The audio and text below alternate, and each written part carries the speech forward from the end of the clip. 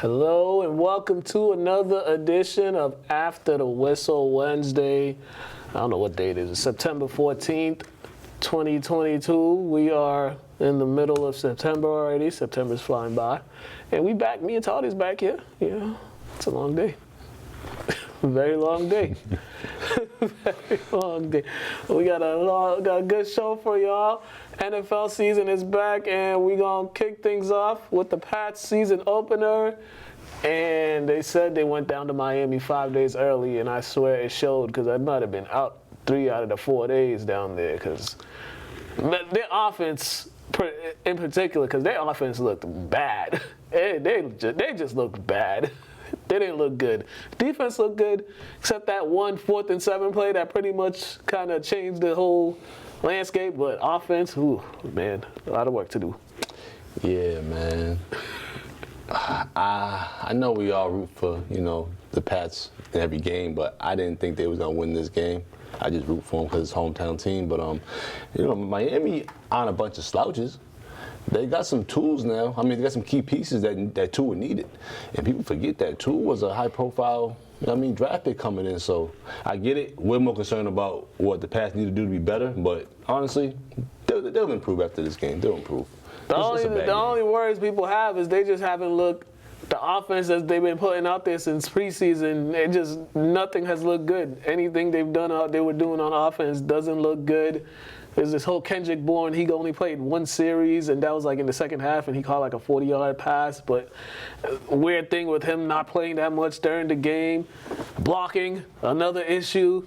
Protection issue. And no real deep threats, no real big plays happened in this game. And they had their opportunities. They got in the red zone. They threw an interception. They threw that interception in the red zone early on, and it was just I personally kind of looked at it as kind of, they said they went down there 5 days early to probably get that potty out their system. But, it's still Miami. So Miami still has to make people believe that they're coming back to where they once were back when Marino was around.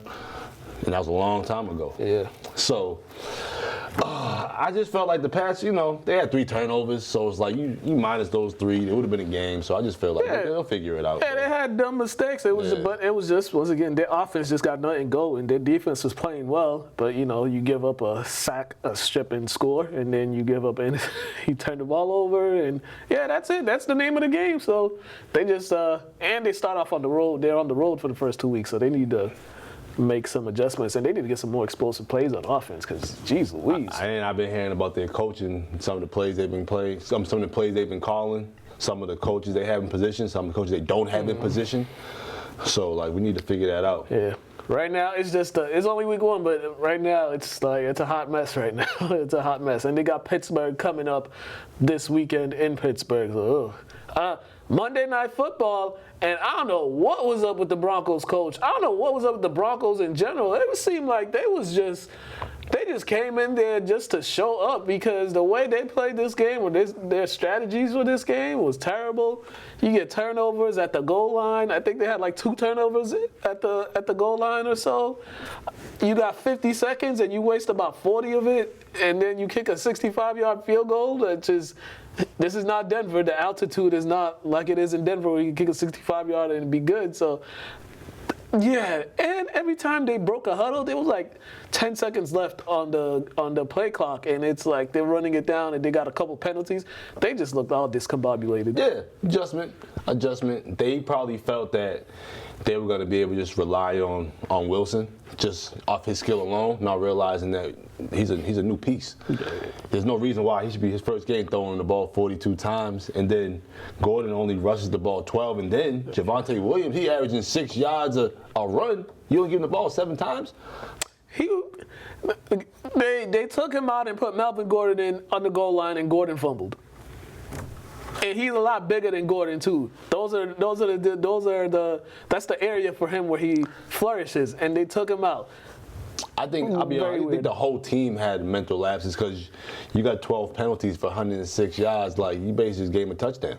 You got all those 12 penalties. Then there was the breakdown on the 2 big touchdown passes for the Seahawks, and yeah, they just look like a team that they might have just put together a week ago or so. Yeah. Even though they've had all this training camp to get in sync and to look better than what they did. They lost by 1, but they just did not look good at all. It was just. Ugh. Yeah, I just felt like they put too much on Wilson's shoulders right away. Yeah. And it's like, bro, let him get acclimated to the team. But let your running backs make it easier for him. This is what he already dealt with in Seattle. Right. Shout out to Geno Smith. Oh, yeah. I'll be honest, you know me, it takes me like a week or 2 to get in the football mode. So I didn't know who was quarterbacking for half these teams. If their quarterback got traded or, you know what I mean? I didn't know. My bad, Geno. My bad. No broken job, Geno's the quarter. I did not know. Yeah, that he was still there after 8 years. Like, Jesus, I did not know. But this is good for the Seahawks because nobody even thought they was going to have a chance at this game just because of the situation. But yeah, they just made enough more plays and they didn't have the mental lapses that. And if Geno can play like this, that'll be decent. 22 for 28, and I get it. Then this is the only issue I have, with quarterbacks when they draft them high early coming out of college. It's like, bro, some guys need time. Some guys need to sit behind somebody now. Fortunately, like that person in front of him left somewhere and he didn't get buried on the bench. But like sometimes you need to just wait and you need to learn. Well, I don't think 8 years is, but maybe 3, 4. But hey, shout out to Geno, man. Yeah, I think he learned to pay his debt too to people, so he won't be getting his job really. Oh yeah, I forgot about that. Yeah. But yeah, good. Kudos to Geno though. He's definitely a pro's pro. He's been around, so he understands how to win in the NFL. So kudos to him for sticking around. Yeah, and as you said, I mean they could sneak out a couple wins. They could be a sleeper team. Who knows? All right, the Cowboys. It's like every season, Baby D. This dude's a diehard Cowboys fan, and Baby D. Oh yeah, I know Baby D. He over here DMing me about the Cowboys. I told him they're about to disappoint you again. So he's like, nah, we gonna go 4-4 without Dak. I'm like, bruh, did you not see how y'all looked on offense with him? But he's out 6 to 8 weeks. Cowboys, once again, same thing. Penalties is killing them. They fall behind. They try to pass to get back in the game. Their defense looked good, but overall, they just look like the same team that we're used to seeing all the time. Coming in with all this hype, all this optimism, and then reality strikes. Your 2 best players, one is injured, and the other one is a shell of himself. Oh, my CeeDee Lamb? I was talking about Zeke. No. You can say Lamb too then. I just think Zeke isn't who he once was. At least they attempted to run with him. But yeah, CeeDee Lamb had like 11 targets and he only got 2 passes. I said before the show started, man, this is Jerry's karma, man. Yeah. Like, give it up, Jerry, man. Get a team up, man. Let the new regime come in and fix some things. Like, you're trying, but they're getting worse and worse. And Dak is getting injured the first game of the season every other season. I don't think he's played a full season in three years. Yeah, he was injured last season. Yeah, he was. That's when he did his leg thing? I think he got injured last year. Not the leg one, though. No, the leg was the year before. Well, he has a drastic injury every other season, the first game. That's the universe telling you something. I'm just saying. Yeah. And on the other side, Tampa Bay, when Julio Jones is like your third option, wowzers. Right? He's your third option, and Chris Godwin's like, you got all those guys, and then you got Fournette running it for $127. I mean, this team, they got a bunch of veterans that know how to win, and they're one of those teams granted, I like how they played, rushing the ball 33 times. They didn't throw the ball crazy with 40, 50 times like they did last year. Not yet. Yeah, well, not yet, but still. They're starting off, they're trying to establish a run game that's going to be their identity to start off, and then with the pass games, I like what they're doing, especially, any hit with Brady now, you don't know if you're going to survive. If the greatest quarterback all time can be your second option, what? You better take that. Yeah. Like, what? Yeah. And that's what it should have been in the past 2 years. Yeah. There's no reason why he should be throwing the ball 40, 50 times. For one, he's older. And two, he got guys that can get yards on the ground. They got a bunch of guys. They got their offense. I think with them, their offense is going to be fun. it's going to be good because they're now balancing the running game. I know Leonard Fournette, he wants to prove a lot of people wrong because everybody was getting on him for how he came in during the season. But yeah, when you look at it, he was spreading the ball to his receivers. Julio Jones had 3. Mike Evans had 5 catches. Chris Godwin had 3. He was getting it to those guys, to his playmakers. So, And too, when you look at Super Bowl championship teams, I put them in like 3 categories. You got the high profile Hall of Fame quarterbacks. Mm-hmm. You got the running backs that bring them there. Then you got the defensive teams that win the chip. Yeah. It's like he doesn't need to be that stellar quarterback anymore. He can be solid like most of the quarterbacks that have good running backs on their team that bring them to the promised land. Yeah, and with Brady, they have a chance for in games like late game situation. They have that experience with him. So yeah, the Bucs, good job for them winning on the road for week 1. Now I think they're back on the road this upcoming week against the Saints. Okay. All right. The drunk game of the weekend, Steelers-Bengals, it had to be a typical Steelers-Bengals game the way this ended.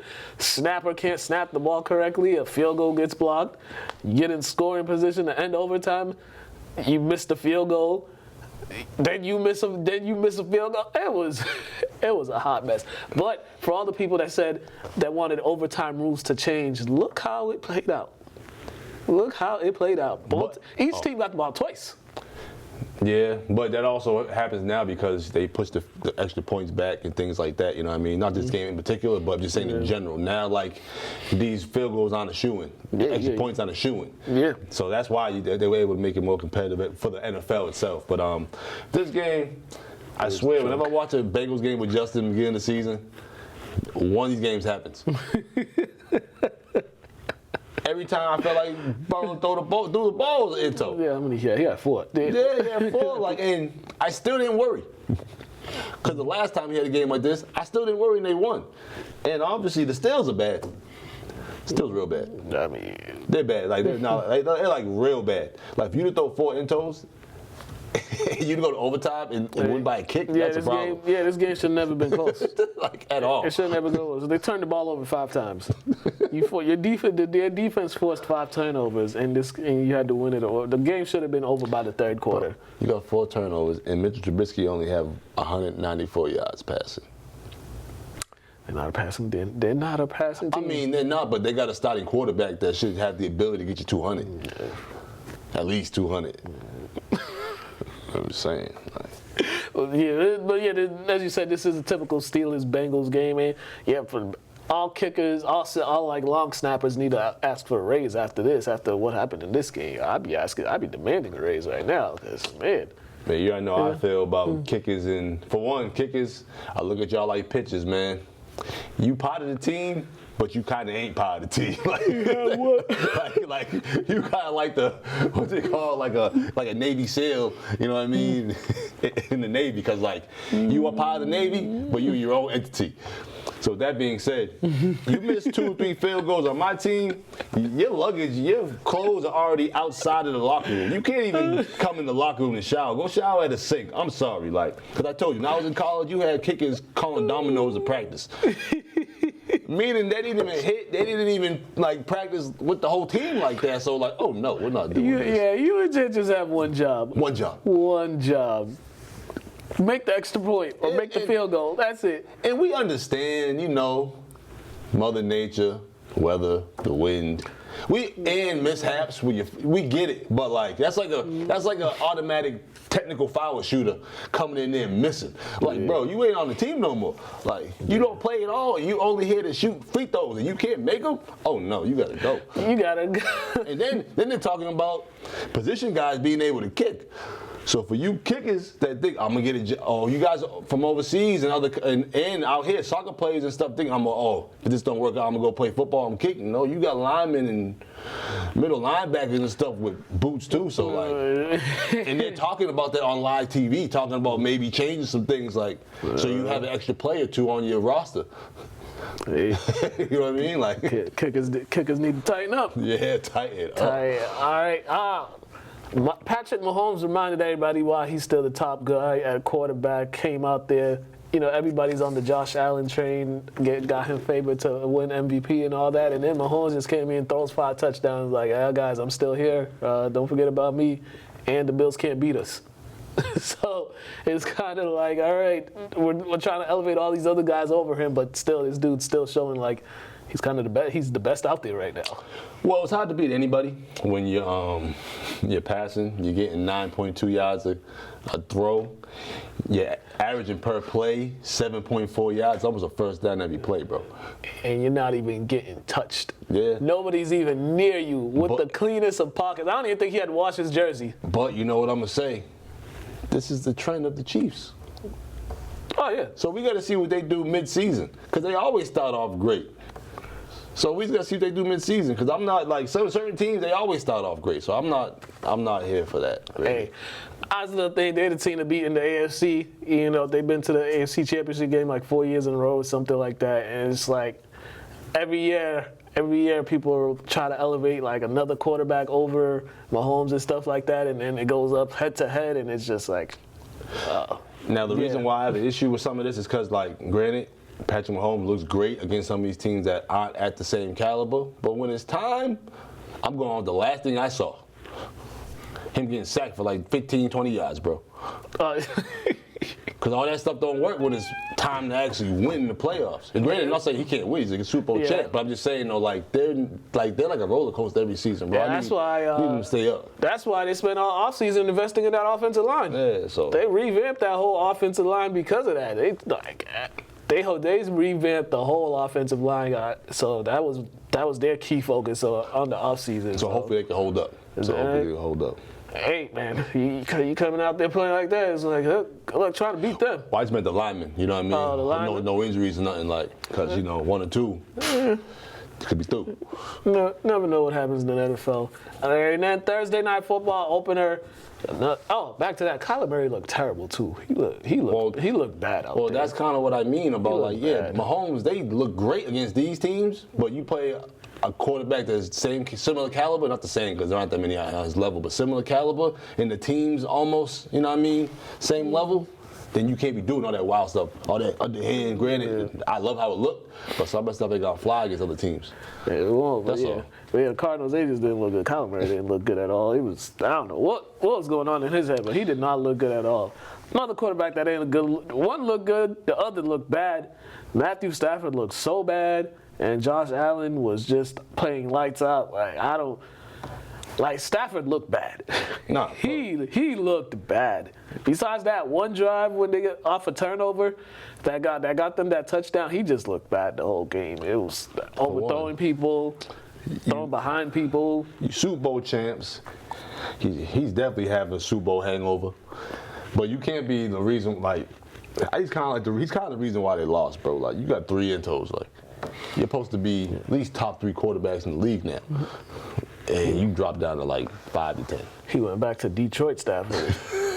But for some odd reason, couple quarterbacks always have a senseless game where you seems like they came out there with no brain. Oh yeah, no. Oh, he's gonna give you He's gonna give you a couple gimmies each game. It's just you gotta catch it. He got like that Brett Favre syndrome. He's gonna throw something right at you. It's just a matter of if you're gonna catch it or not. But for the Rams, I don't know. They got Allen Robinson. They don't have Odell Beckham Jr. Robert Woods. He's in Tennessee now. Cooper Kupp's Cooper Kupp, but there was no other wide receiver that he was throwing the ball to. That's one. Then their running game, they wasn't even using Cam. They barely used Cam Akers, and then it was like, I just what are y'all doing? Now, do you think they were just trying some things out? I hope that was the case. They got to realize this ain't the NBA. They got 82 games, right? It's you guys got what, 16? 17. 17.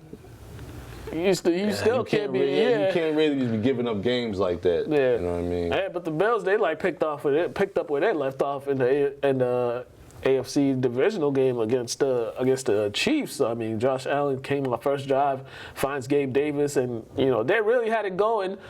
And then the turnovers happened, and then once they stopped turning the ball over, they ran away with it in the second half. Yeah, man. I like how the Bills are looking. I hope they focus a little bit more on their running game because, I don't like when your quarterback's your leading rusher. It's just a formula for disaster in the future. So, It's like any play.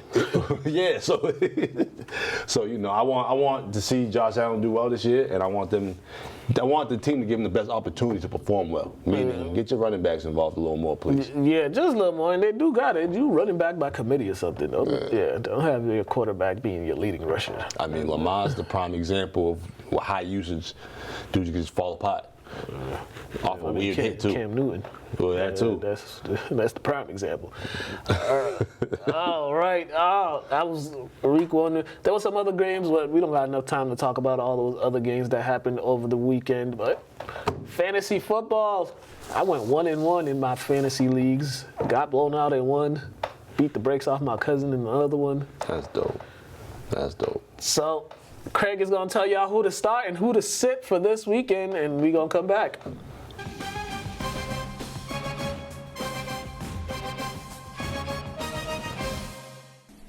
What up, everybody? Welcome to No Huddle here on After the Whistle. It's your boy Craig, and I am here to give you my fantasy picks of the week.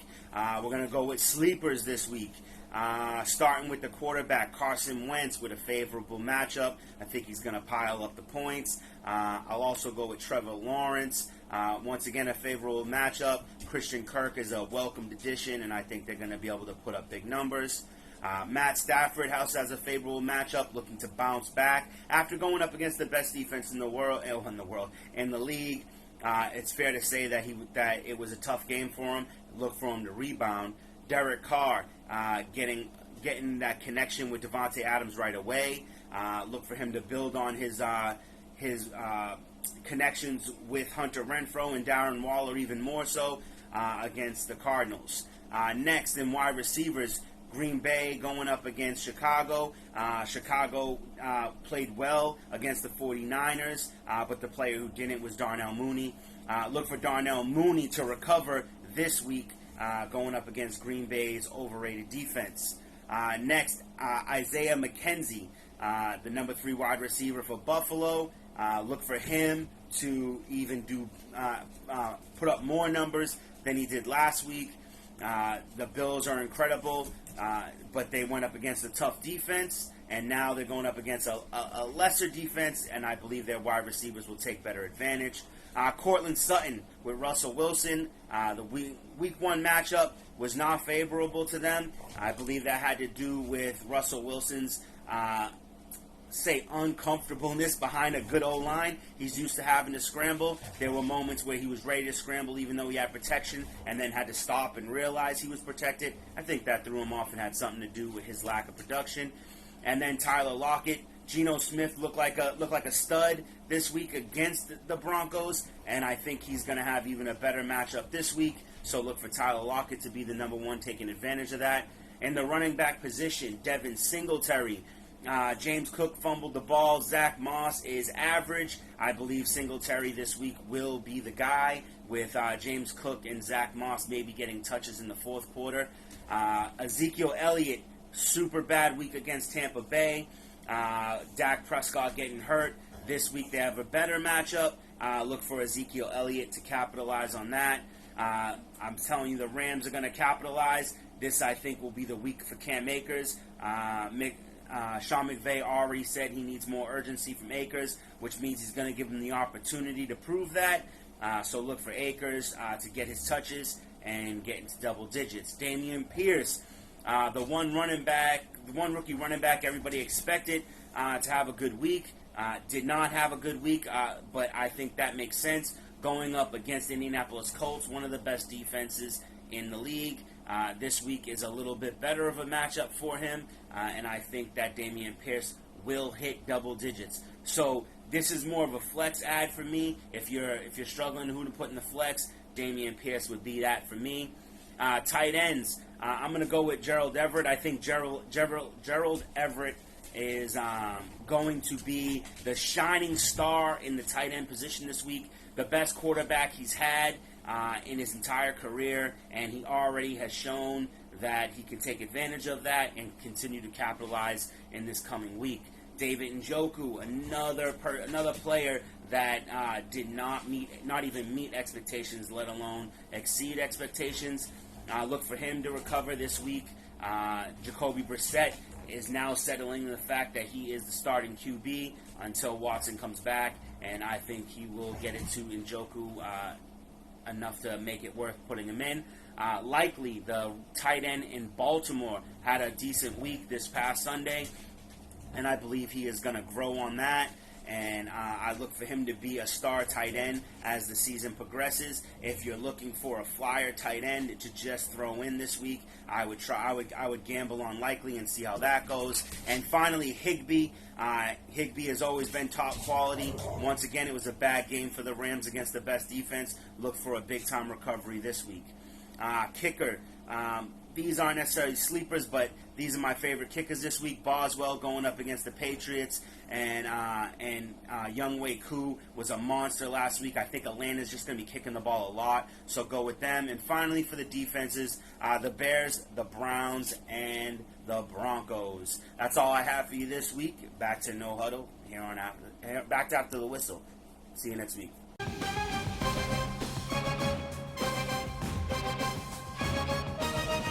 We are back. Next up, we got the +1 interview with my guy, Mr. Jasz Official. Came down here. Oh, okay. Talked to him. Jasz. Talked to him a couple years ago. Then he had to come back and do a part 2. We did that. I saw him at the Y2 the other day again. Shots up. Oh, he's back on the court? Yeah, he was a lot of people don't know. He's the hoop. Like, yeah, he was a hooper. Yeah, he told me. Yeah, I think, did he play at Keene State? I don't know. We used to work out at St. Mary's back in the day. Yeah, I think he might have played. I know he went to Keene State, but I don't know if he played. I got to ask him. He was all right, though. Yeah, I don't know. He may have played for Keene State, but I'm not sure. I'll double check with him. But check this out, and then we'll come back talk WNBA Finals.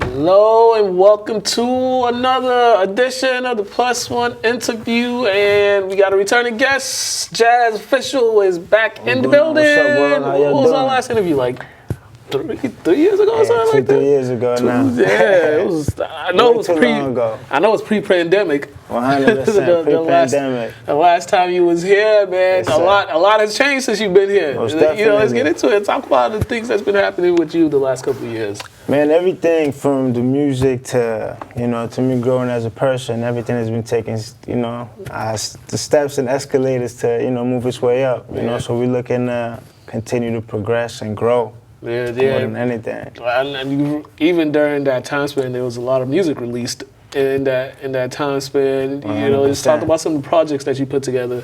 So what I actually did is that I decided to use that time. So I'll bring it back to the last time when I was here, right? In 2019, I was doing a tour, and that allowed me to move on to different states and get together with different artists. Yeah. And really start to become a good producer, right? And to really hone in on my work through that. Now, when COVID happened, I decided that instead of release music, I decided to hone in on just producing. Yeah. And just making sure that the music that I am working on and anything that I do get my hands on, I can cover everything from point A to point Z with it. Yep. So honestly, I didn't release any music during COVID. I decided to work on my craft and wait till after COVID to release my music. And the reason for that is because I was getting most of my fans and most of my progression through touring. Yeah. Through going shows and meeting people live and talking to them on the ones like we are right now. And that was helping my music move forward more than me putting out music, I felt like. Because when I performed in the shows, I performed a gang of music. So, And you feel like the production increased, you have more stuff in production-wise that's in the stash that you can use moving forward? 100%. 100%, because I feel like I have gotten close to mastering what it is that I like to do in music. Yeah. And you're never going to fully master music because you're always going to be a student. Yeah. And you can be a student in any room, right? Definitely. But I feel confident now going to the studio by myself and coming out with something that I could be proud of. you know? Yeah. Is that just one of the things, I don't know, we was talking about this off air, is just one of the things that you want to do more as far as just knowing more so everything surrounding creating music, as far as the beats, as far as the writing and, you know, the sound and engineering and all that? Did that pandemic help you just get better at all those other aspects? 100%. Because I was already doing them, right? So it's not like I wasn't producing already. It's not like I wasn't recording people. It's not like I wasn't performing and doing all these things or practicing my performances, right? Because that's very different. We talked about it. There's some people that are LeBron James in practice, and then in the game, they not. You know what I'm saying? So I feel like that pandemic, it allowed me to focus on just that. So let me focus on just being a good producer. Now it went from let me focus on being a good producer to let me focus on being a great producer. Let me focus, you know what I mean? Yeah. And because it allowed me to make my focus a little bit more detailed in the production aspect, I feel like I have more say in how the sound is like now. Yeah. So when you hear a song like Monday, the song that I'm promoting now, it has a lot more of my influence on it. You know, you hear the beat changing a lot more. You hear the drops taken out, you know what I mean? Yeah. And that's stuff that my music, I feel like, was missing before. Yeah.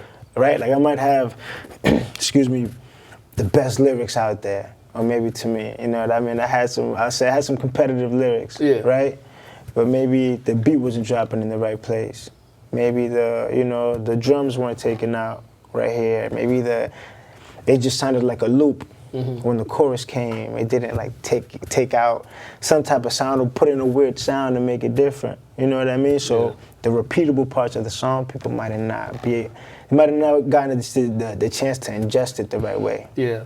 So now. Well, also during that time, did you get a chance to kind of try to collaborate with people that you wanted to collaborate, or never had the chance to collaborate due to circumstances, and that kind of, you know, maybe not get in the studio together, but were you able to just like send them off beats or a track here and there? Were there certain artists that you were able to connect with and just try to put things together for y'all to work on? Most definitely. I think that's another thing that the pandemic really gave everyone an opportunity to do, was really reach out to people that they might have not been in contact with before, might have not responded before. And now they can propose a business opportunity to them because of the circumstances, right? So I was able to do that. Even with a lot of the relationships that I had gotten in 2019, I'm still cool with now. You know, and those people have, you know, they went on to put out music and kind of, you know, progress and have their own journey with the music, but we've all maintained in contact, right? Because I might have, you know, I don't want to be too specific, but I might have helped somebody out with a lyric there or here and there, or I might have helped somebody with the arrangement of the song, or done this and a third. And because we're all friends, it's not like we're necessarily penning it down. We're trying to do it more like similar to how Atlanta is. You know what I mean? We all just get in there, we all cook up. When it goes somewhere, bro, we're all comfortable splitting the pie, bro, because we're gonna continue to do it, bro, regardless, you know. Definitely. The music scene in Lynn and in the North Shore in general, can you speak on that a little bit? Because it seems like the buzz, there's a lot of people working, a lot of people out there putting stuff out. It seems like everyone in some way, shape, or fashion have collaborated at some point or have shown support as either showing up to a music video or something. It seemed like everyone that's on the music scene in this area, they've been, you know, they've helped each other in some way, shape, or fashion. Yeah, most definitely, and I think that's something that's very, I think it's necessary, right? Because if you look at all the places that we were talking about off air, the Detroits, the Chicagos, the Houstons, and every other place that has the buzz, it's all been a community thing, bro. Yeah. There's no one person that's like, there hasn't been a Drake to come out of here yet. You know what I mean? So we all had to do it by community, bro, in order to continue to elevate each other. And I feel like the city has done that, you know, has done a good job of that to a certain extent. Obviously, there's some people that feel like it can be very cliquey in some capacity, and I'm sure that that's true. But it's That's like anything, bro. that was about to say, Yeah. bro. That's anything, bro. You know what I mean? So I feel like ultimately, man, you just gotta work. Yeah. You know, when you put in the work and you have results, people are gonna come asking you to work, bro. You know, and I've had a gang of people come to the studio. We've all cooked up. We've all, you know what I mean, done, you know, chopped it up and made music. But more than anything, it's like I explained to them, bro. Make sure that whatever music is that you're delivering, that's how you feel yesterday, today, and tomorrow. You know what I mean? It's okay to, and what I mean by that is, like, of course you can have different emotions, but people have to be careful talking about, you know, trying to make music, let's say, for example, like the Detroit people, or make music like the Brooklyn drill, because, like, they're living a certain lifestyle that We ain't. you know what I mean? Like, if you're not, bro, you're encouraging that energy to your lifestyle, and if that's not what you're doing, bro, you're not gonna get the result that you want out of it. Yeah, you know, so that's the one thing that I emphasize to people, bro. Is like, be you, bro. Yeah. Being you is still player. Being you doesn't go out of style. You know what I mean? So that, I don't know. That's the one thing that I say, if I could give a message to everybody, is you'll continue to stay you, bro, because everybody's gonna respect that, bro. People you know what I like mean? people like authenticity. Shout out to Grindhouse. They really Grindhouse. Okay. Edwin, they're really putting on. Okay, you they know, out here in the what- city? Yeah, Grindhouse recordings, because they do all the interviews with the artists, and I think they was the one that put together that Wall of Fame. Okay. committee. Okay. Something like that. Something like that. You also to talk about your new single, Monday. You know. Yeah, man. Talk to me what this track's about. Man, so this song, it's Monday, man. I wanted to give a new meaning to Mondays, bro. You know, I feel like everybody has this dreadful thought process when they think of Monday. So I decided to, you know, make this record, and obviously unintentionally. I didn't know that I was gonna call it Monday the same day that I wrote it, you know. But it was that was a good part of the chorus, and I felt like it was a good way to introduce the song to people and have them give Monday a different perspective, or have Monday maybe something that they look forward to now, because they have like their theme music to what a good Monday would sound like. Yeah. You know what I mean? So Monday sound like a day off. straight up, you know? So it's like, and that song specifically, man, it was about a time that I wrote about. It was on one of my, I believe it was around my birthday.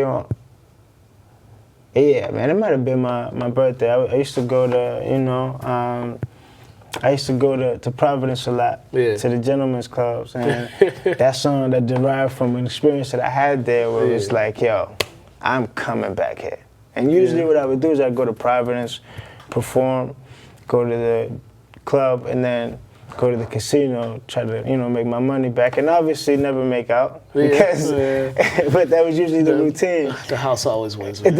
You know, so that one time that I had gone there, I was like, yo, I'm coming back here, despite the show, despite the casino, I'm gonna be back here, and then that derived from that time. Yeah, so when does the track drop? So the track dropped June 28th. It dropped June 28th. No, June 27th, excuse me, June 27th.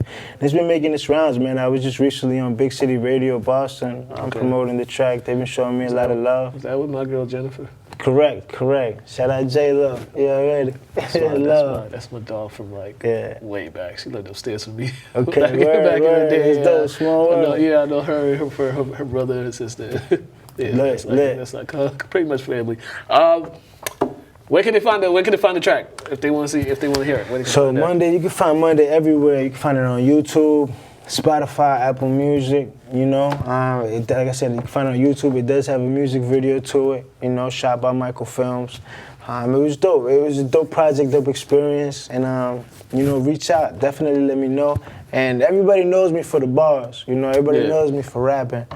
So I figured this time, since I took a little bit of a hiatus to work on my sound, I wanted to give them something different that they could say, oh, damn, okay, Jasz is elevated. His sound completely, he's doing a whole different genre and still making it definitely sound fire, you know? Yeah, man. You know, it's always great catching up with you, my guy. Appreciate Before we get out of here, plug in social media, websites, all the good stuff where they can find all your work and all that good stuff. For sure. Which camera do I look at? This one? This one. This one, okay. Yeah.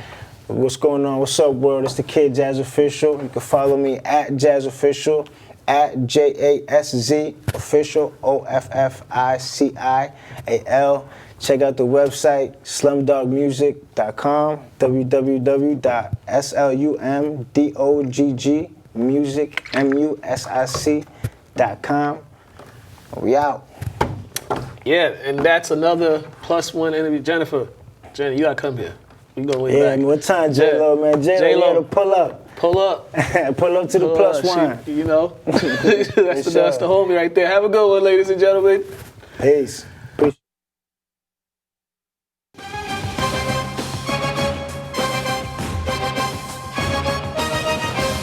We are back.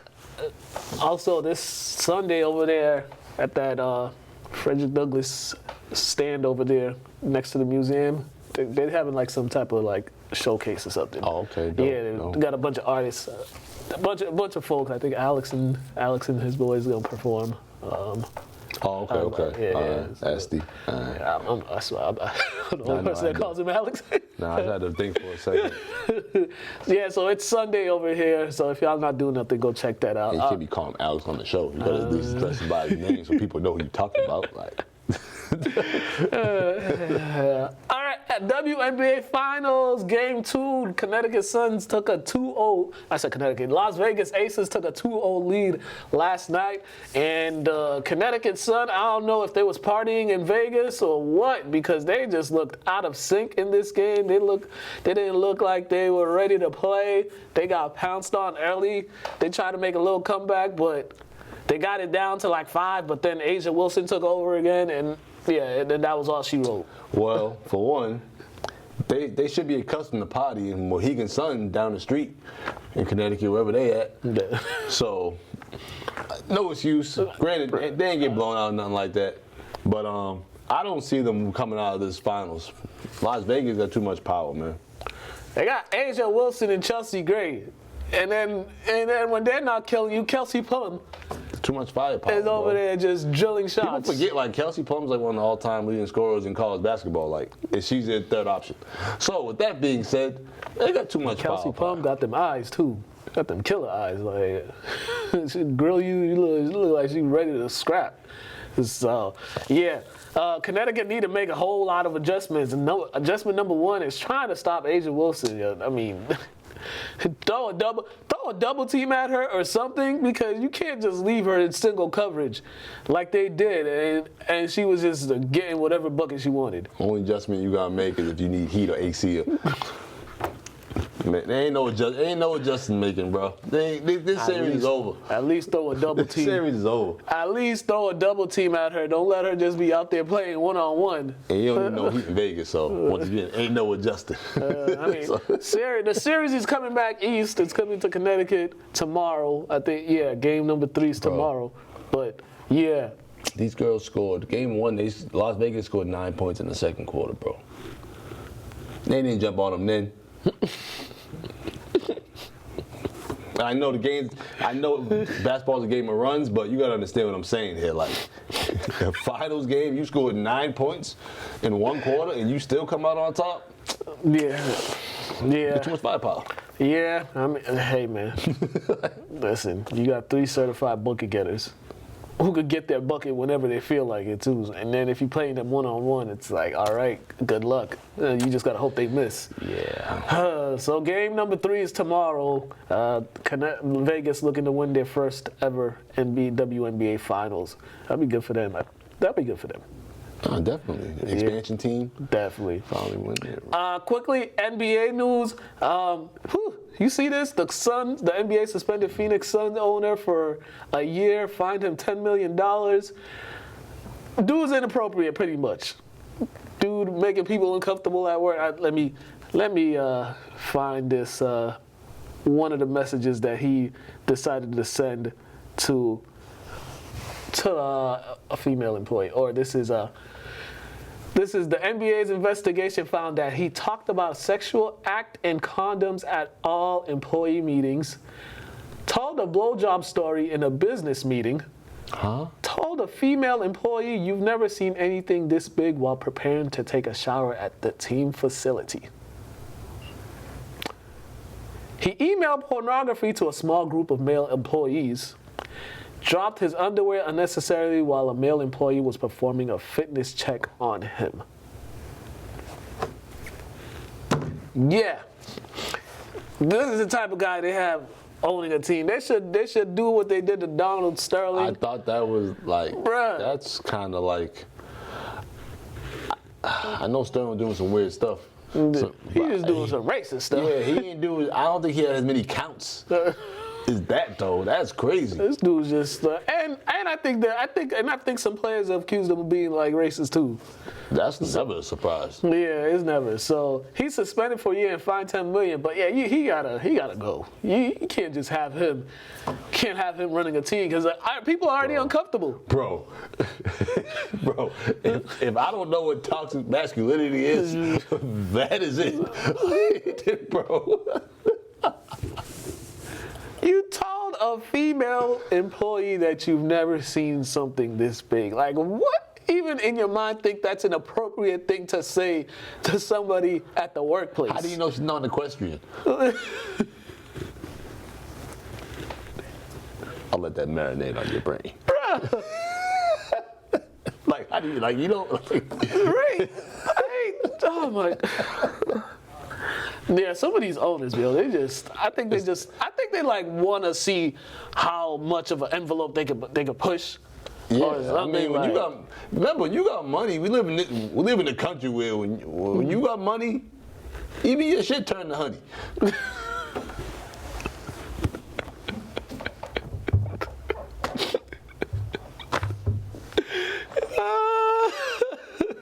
There you go. That's all I was gonna say. Oh my goodness! That's how I sum it up. Yeah, so he's out for a year, and hopefully we'll see what the NBA does after that. 'Cause I would think they would take some action and get him up out of there. The world we live in, you have no choice but to. Yo, legit, or you gonna have some issues. You're gonna have all type of posters and people holding signs and picketing. It's gonna be, then you're gonna Very LGBT and then very all these uncomfortable. little groups coming. Why would you want that in your franchise? Just get rid of him. Get him up out of Yeah, there. he's been in long enough, right? Yeah. Been in probably longer than we've been alive, almost. Ain't nobody like him. Don't nobody like him. And that's another. Who wants to go to a job that nobody likes? Even like the players. Even players don't like him. Amari Stoudemire ain't like him. I think Steve Nash ain't like him. If Steve Nash don't like you, that's a problem. He's Canadian. Canadians are the friendliest people around. Oh man. Okay, quickly before we get into the high school sports recap, quickly on some college football. Notre Dame lost to Marshall, I believe. Upset alert. Appalachian State went into Texas A&M and beat them. Oh, okay, Yeah. Appalachian? All right. Texas A&M, every year they have these top 10 recruiting classes, but every year there's 3 games just like that they are guaranteed to lose. And they do it every year, and then they wonder why people don't ever take them seriously. I think that's the curse of Johnny. When that Heisman, they ain't been the same since. Yeah. No, you're right. You're right. Alabama escaped from Texas. They But see, barely beat how Texas. old is that Texas quarterback? Because I heard The he's replacement? like The replacement? Yeah, I heard he's like, is he a freshman? Their starting one got hurt. The freshman one, I heard he was like nice, but I heard he was like old, like mad old. But you know, that's kind of common thing in college football, because you go play baseball for however long you want and then go be a 30-year-old freshman at Florida State. Like Winky. Nah, he's like 27, 26. Yeah, I think there's like a 31-year-old quarterback right now on some school. Yeah. Now, my only thing is, if you're a 31-year-old, don't be going to all these parties, man. You gotta go to the bar. You gotta have you a girlfriend, fiance, wife, something like. Don't be mingling these dorms, man. Yeah, and like what? Nebraska. Nobody's talked about their football program since Eric Crouch left. It's like their football program. They had the other guy too, Hernandez. Was it? A couple years ago. He was a quarterback. He was a quarterback. He was alright. Crouch was that guy. Yeah, but Crouch was the last time people actually talked about Nebraska. They fired their coach Scott Frost because they also lost They lost to a team that they should not have lost to. I forget who it was, but yeah. Lost to a team that should not even be in the same atmosphere as that. Sometimes your time is up, you know. Yeah, they thought he was going to revive it because, he went there, played quarterback there and stuff like that. They thought, bringing back a guy. And he was doing so well at, like, a different school. They was like, all right, he's got something. And then How long ago did he play quarterback there, though? This was, like, back. Maybe, like, late 90s, I think. Oh, he ain't too old. I'm just thinking, like, they be trying to bring these guys from the 80s. It's bro, they don't even, they're so detached. Yeah. Excuse me. And then Saturday, speaking of college football, the U and Texas A&M are playing on Saturday. So Texas A&M might have back-to-back losses. Yeah, they need to. Let's go, fellas. All right, let's get into some high school sports. We got a couple interviews. We got 4 of them for y'all. First one, Coach Driscoll from St. Mary's after their shellacking of Kip Academy. Talked to him after the game, so check this out, and then we're going to come back.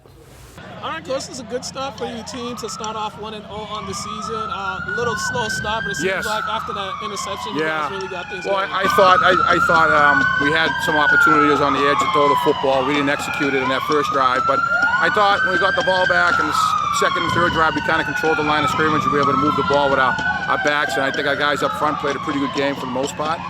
More importantly, I think what kept us in the game early, we were kind of battling field position problems. And they had us a couple of times, and our defense stepped up, made some key plays in that second quarter. But, being week 1, chapter 1, as I like to say, and hopefully the book gets better as we go and we get better as it goes. So right now we'll enjoy this one for a couple of days and get ready and correct the mistakes on Monday. Talk about your defense. You guys had some key stops on fourth down. You guys had 2 fourth-down stops. Yeah, 2 fourth-down stops, and I will say that, our defensive line, Tommy Flaska, Nick Sacco, Jack Box, I think all had a great game. We knew coming in the challenge is to stop that quarterback. Quarterback is a good player. They got some talented, skilled receivers out there, and I think we wore them down a little bit in the second half. So it's a good win, good start, and now we get a build off it. All right, Coach, congratulations on the win. Thank you, appreciate it. We are back. Next up, we got Coach Vaughn. Damn, there, Costco, they put a kid in. He's never played. He hasn't played. This was his first time ever playing quarterback. Oh. Yeah, because the starting quarterback, recovering from a knee injury. Okay. He did well. Threw a touchdown pass, ran like a 60-yard touchdown. That's dope, man. And stuff like that. They shut out Lexington. So we'll see. You'll see that post game in a couple seconds. But check this out, Coach Vaughn. We're gonna come back. All right, Coach, it's a good way to start the season off. You get a shout-out win. The ground game was really a key. Is that what you guys focused on this week? I mean, to be honest with you, I think that's what our identity is going to be. I mean, that's what we've been working on all preseason and trying to focus on getting better up front with our linemen and establishing, our running backs' identity. I think we took steps to doing that, but I still think we got a long way to go.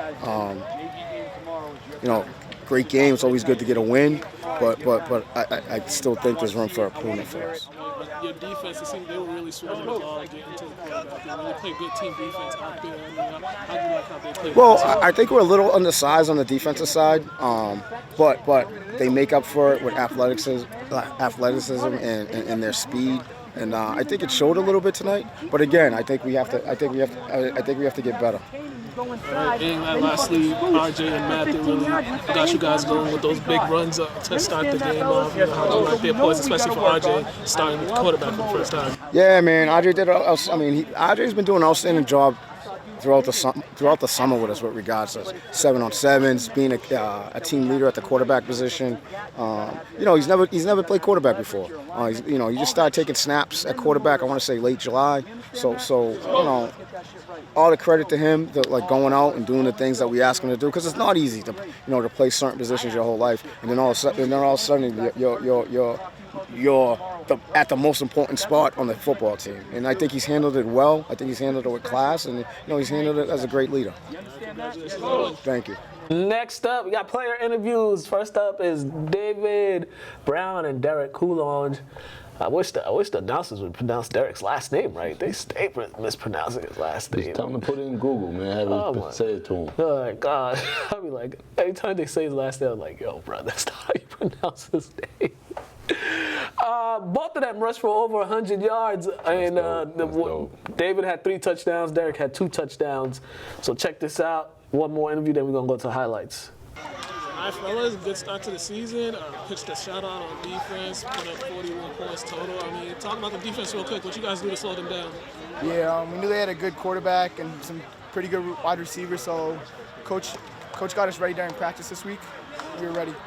Seems like after that first interception, the offense really just started the ground and pound game, and it seemed like that just what led you guys in the game. But was that you guys just seeing the holes and just hitting those holes? Yeah, it's a line, man. We have most of our linemen back, all upperclassmen. We got Joel at fullback, Tommy kicking out, Carlos, a new addition. They're doing a great job up front. Derek, it seemed like you closed out the game late in that fourth quarter. You guys really were bruising them, and it seemed like you guys wore them down. After that first half, when it was 14-9, felt like you guys could be up more, but it felt like you guys picked it up in the second half. Yeah, in the second half, we just knew, overall I thought we were the better football team, but it just took us a while to settle in. Like, I felt like early on, we were just struggling with some easy things, but we started to wake it up in the second half, and it got going. I know. What did the D-line do on that? Because it seemed like the D-line was really had a big impact. Our D-line is ridiculous. I'm not going to lie. That's just those three guys being three seniors, just better than the guys in front of them, in my opinion. I think we actually have one of the best D-lines around. People don't really know those guys, but Jack Marks, Tommy, Sacco, those are some big guys right there. All right, fellas, congratulations on the win. Thank you. We are back. All right, last up, Matt Carrillo and RJ Fessler from Lynn. Both of them had good games. Both scored 2 touchdowns. They're ready for the season, so check this out. That's dope. That's dope. And then we're going to do some highlights, and then some top 10 plays, and then give our picks. Yeah, make sure you edit that out. All right, fellas, you guys came out really. You set it off on the first opening possession. I mean, what did you see on that opening run for that touchdown that you got? Linemen got out there, big blocks on the outside. Cornerbacks just going back. Had to take it to the crib. For you, RJ, starting quarterback, first time. This was your first time. I mean, what were your nerves coming into this game, and how relaxed were you after you guys got that initial drive to put points on the board? I was all right. First time playing QB, but I think everyone stepped up. I think we played well. I think the line did great.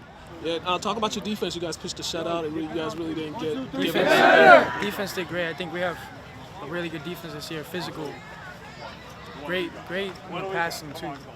Yeah, and for you, Matt, what did you see out there? You got a lot of big runs. What were you just seeing out there in the running game? Cornerbacks didn't want to tackle out there, so I just knew we had to push it there. Bring it outside, just keep it going. And how do you guys feel starting the season off 1-0? Feel great. More to come. All right, congratulations on the win, fellas. Appreciate it. Right, thank you. We are back. High school football, week 1 highlights. Check these out.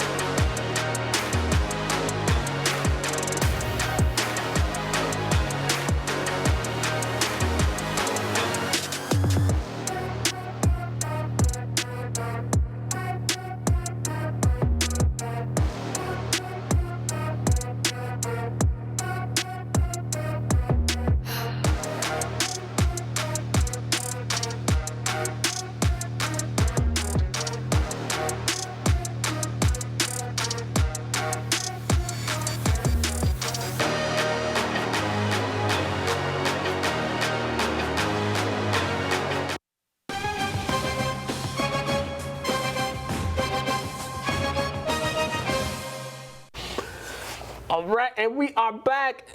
Top 10 plays, week 1 of the NFL.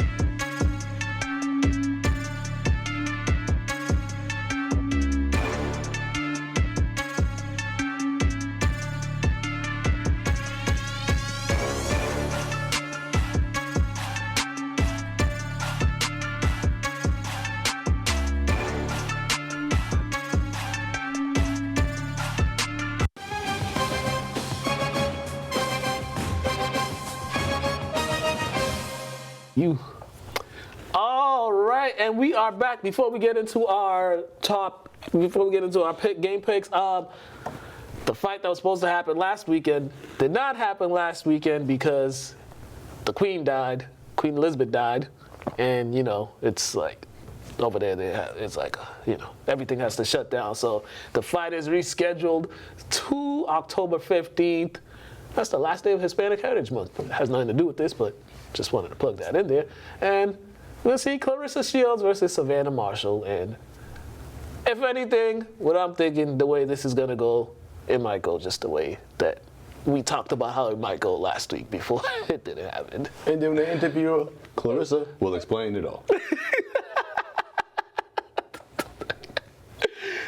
Throwback 90s babies. 90s baby will get that reference. 90s babies will get that reference. Also, Canelo and Triple G, the Trilogy happening this Saturday. I might watch it. I don't know. I'm gonna see. I'm about to call my cousin, see if they're ordering the fight. Yeah, let me know if they're ordering. I'll come with you. Yeah, Canelo, he needs to win this one because, you lost your last fight, then you lose this one. It just doesn't look good. It doesn't look good, and then it's like, how many more high-profile fights are you gonna get too? So, and Triple G, he always focused. So, this should be a doozy. This should be a doozy. Boy named Triple G, he always on go. Triple G, he's got never go broke. Nope. All right. I forgot to tally up our week 1 picks. We'll do that next week. I'll do that next week.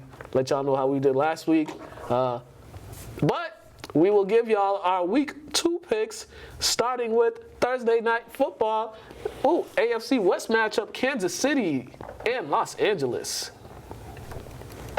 Kansas City. It is in Kansas City. I'm going with the Chiefs. We'll talk Chargers, not Rams. Los Angeles Chargers, for those of you. Jets and Browns. Browns. The Jets actually looked a little better than what I would think, but I'm still going with the Browns because the Jets' offense is trash. The Browns didn't look that bad. They didn't look that bad either. So, Because they ran the ball. They ran the ball. This is true. Washington at Detroit. Washington. You going Washington? Yep. I want to pick Washington, but I'm going to just go with Detroit because I like the way they played in the second half on Sunday, so I'm going to go with Detroit. Tampa at NOLA. That's been a house of horrors for them. I got Tampa Bay this go around. You got Tampa? Yeah, I got Tampa. At some point, you're going to have to beat them in the regular season, so it might as well be now. Giants, Panthers. This is in New York. Giants. I'm with you on that, Giants. We don't go against the Pats. They go into Pittsburgh. Colts, Jaguars. Who's the Colts quarterback again? Matt Ryan. Jags, man. I just can't know. He got the Jags. Yeah, I got the Jags, man. I got the Jags, too. Dolphins in Baltimore. This is in Baltimore. I got the Dolphins. You got the Dolphins? Yeah, I got the Dolphins, man. I'm going to go with Lamar. Falcons at Rams. Rams. The Rams. Seattle at San Fran. Go with San Fran. You go with San Fran. I'm gonna go with San Fran because they're at home. Cincinnati at Dallas. Cincy. Yeah, Cincy. Houston at Denver. Denver. Then you go with Denver. Yeah, I'm gonna go with Denver. I'm gonna go with Houston. Arizona at Vegas. Vegas. Vegas. Bears at Packers. Bears. I'm going Bears. I'm going with the Bears as well. Monday night doubleheader, Tennessee at Buffalo. Oh, Buffalo. You going with the Bills? Yeah. Me too. And then Minnesota at Philly. Minnesota. I'm going to go with Philly. Philly to start off the season 2-0. All right, and that is it for this one. Be sure to check us out on Instagram, LCTV After the Whistle, website, lyntv.org, Mukala K, Instagram, Mr. Burton 23 on Instagram. Make sure you check him out. Go to Lynn Community Television Facebook page to check out all the good stuff happening over here. And you know, thanks to Pedro once again. We'll be back next week for another fun show. If we forgot you. Oh, happy birthday, Lenny. Today's Lenny's birthday. Oh, yeah, happy birthday, man. Happy birthday, Lenny. Yeah, that's it. That's it. Make sure you check out the games Friday. 2 home games at Manning Field. St. Mary's is on the road. Kip's on the road. If you catch me at middle school baseball game, just mind your business. Mind your business. Mind your business. I'm coaching. Homework League is starting up again at Breed, and Tone starting that up. Finally, I was going to mention something about that, but I'm glad they finally figured it out. Homework League starting up. Pee Wee basketball started. I think it started up at the YMCA again. Okay, I think they're starting. I think they're starting that up. I And don't support the YMCA. yeah, we out of here.